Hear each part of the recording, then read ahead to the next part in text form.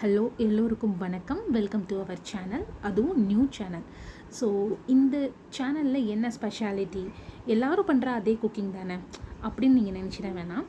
So இந்த சேனலுக்குன்னு ஒரு speciality இருக்குது. அது என்ன அப்படின்னா, நம்ம வந்து நிறைய ஸ்ட்ரீட் ஃபுட்ஸ் வந்து நம்ம ட்ரை பண்ணியிருப்போம். ஒரு இடத்துக்கும் ஒரு ஸ்ட்ரீட் ஃபுட்ஸ் இருக்கும். அதில் வந்து நம்ம இப்போ நார்மலாக நம்ம சாப்பிட்றதுக்கும் அந்த ஸ்ட்ரீட் ஃபுட்டில் சாப்பிட்றதுக்கும் கட்டாயம் வந்து ஒரு வித்தியாசம் இருக்க தான் செய்யும். ஸோ அது என்ன அப்படிங்கிற ட்ரிக்ஸை சொல்லவும், அந்த ஸ்ட்ரீட் ஃபுட்டையோ இல்லை அந்த ஹோட்டல் ஸ்டைல் ஃபுட்டையோ எப்படி உங்கள் வீட்டில் நீங்கள் செய்யலாம் அப்படிங்கிற ஐடியா கொடுக்கறதுக்கு தான் முழுக்க இந்த சேனல். சரி, வாங்க வீடியோக்குள்ளே போகலாம். இன்றைக்கி நம்ம பார்க்க போகிறது என்ன அப்படின்னா, ஸ்டஃப்டு பிரெட் ஆம்லேட். இது வந்து என்ன அப்படின்னா, நாங்கள் வந்து திருநெல்வேலி சைடில் ஒரு ஸ்ட்ரீட் ஃபுட்டில் நான் சாப்பிட்ட ஒரு ஃபுட்டு தான் இது.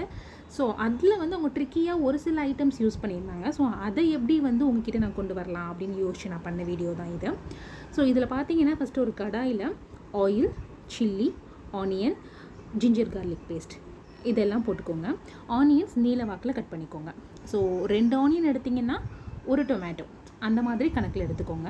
சைடில் உங்களுக்கு மசாலாஸ் வந்து நான் லிஸ்ட் அவுட் பண்ணியிருக்கேன். ஸோ அதை செக் பண்ணி எல்லா மசாலாஸையும் நீங்கள் ரெகுலராக ஆட் பண்ணுற மாதிரி ஆட் பண்ணி நல்லா சாட்டே பண்ணி விட்டதுக்கப்புறமா ஃபைனலாக கொத்தமல்லி தழை தூவி கார்னிஷ் பண்ணி விட்டுக்கோங்க.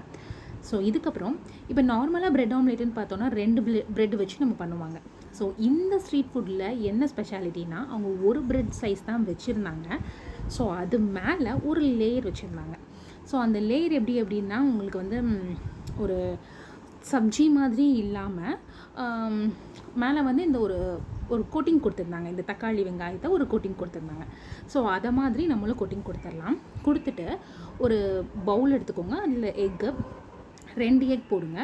ஸோ நல்லா பீட் பண்ணி விட்டுட்டு நீங்கள் வந்து டவாவில் ஸ்ப்ரெட் பண்ண வேண்டியது தான். ஸோ அவங்க உண்மையிலே சொன்னால், அந்த கடையில் நீங்கள் போய் பார்த்தீங்கன்னா அவங்க ஊற்றுற ஸ்டைலே அவ்வளோ அழகாக இருந்துச்சு. ஸோ அதை மாதிரி வரல அப்படின்னாலும் என்னவோ எங்களுக்கு தெரிஞ்ச ஒரு சில மாடிஃபிகேஷனை நாங்கள் பண்ணியிருக்கோம். ஸோ அதனால் ஸ்ப்ரெட் பண்ணி விட்டுட்டு மேலே லேயர் வந்து கம்ப்ளீட்டாக வேகக்கூடாது. வெந்துச்சு அப்படின்னா உங்களுக்கு ப்ரெட்டில் அது ஒட்டாது. ஸோ ஒரு செமி பாயில் கன்சிஸ்டன்சியில் இருக்கும்போது நீங்கள் வந்துட்டு அந்த ப்ரெட்டை வந்து அப்படியே இன்வெர்ட் பொசிஷனில் போட்டுருங்க. தழகையில் அப்படியே திருப்பி போட்டுருங்க. இதெல்லாம் வந்து அந்த ஹோட்டலோட ஒரு சில இது அவங்க பண்ணது. ஸோ அதை தான் நான் உங்களுக்கு சொல்கிறேன். ஸோ தலைகீழ போட்டுட்டு நீங்கள் வந்துட்டு மேலே வந்து ஆஸ் யூஷுவல் நம்ம பிரெட் ஆம்லேட்டுக்கு எப்படி கவர் பண்ணுறோமோ அதை மாதிரி கவர் பண்ணி நல்லா டோஸ்ட் பண்ணி எடுத்துக்கலாம். ஸோ ஆக்சுவலாக பார்த்திங்கன்னா, அந்த கடையில் இந்த ஒரு பிரெட் ஆம்லேட் வந்து 30 ருபீஸ் அப்படின்னு சொல்லிட்டு சேல் பண்ணிகிட்ருக்குறாங்க. நீங்கள் திருநெல்வேலி போனீங்க அப்படின்னா மறக்காமல் இந்த பிரெட் ஆம்லேட்டை ட்ரை பண்ணுங்கள். நான் உங்களுக்கு உள்ளே கட் பண்ணி ஸ்டஃபிங்ஸ் எப்படி இருக்குன்னு சொல்லி உங்களுக்கு காட்டுறேன். ஸோ இதுதான் இன்சைட் வியூ. வீடியோ பிடிச்சிருந்தால் லைக் பண்ணுங்கள், ஷேர் பண்ணுங்கள், கமெண்ட் பண்ணுங்கள், சப்ஸ்கிரைப் பண்ணுங்கள் அண்ட் மறக்காமல் இந்த சேனலுக்கு சப்போர்ட் பண்ணுங்கள்.